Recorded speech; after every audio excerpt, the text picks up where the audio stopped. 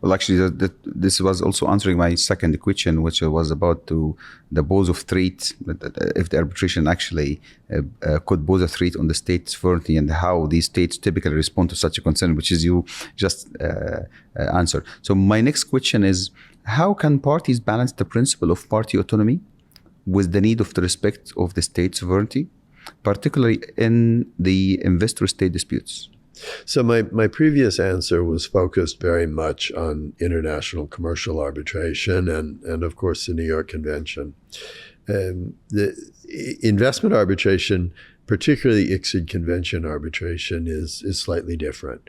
It's different because, in contrast to Article 2 of the New York Convention and Article 5.2 of the Convention, there is no non-arbitrability exception. Rather, it is entirely a question of consent, perhaps because the parties that one of the parties that must consent in an ICSID investment arbitration is the state itself.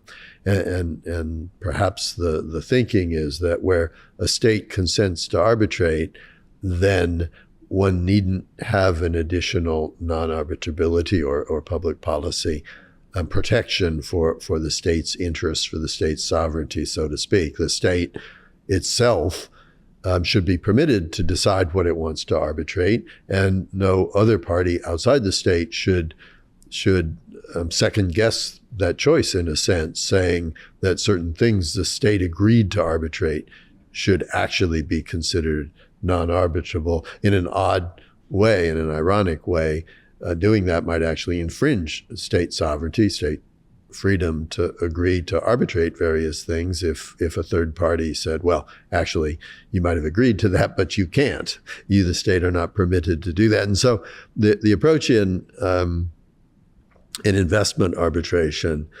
is not to have a rule of non-arbitrability. Does this, one might ask oneself, fail satisfactorily to protect the state's sovereignty, for example, over some of the matters that I described previously, issues of say, criminal jurisdiction or of state authority over domestic relations, or similar types of matters? I would suggest not, both for the reason that I gave previously. States are the best guardians of their sovereignty, and when they agree to arbitrate, that agreement should be respected, not second guessed.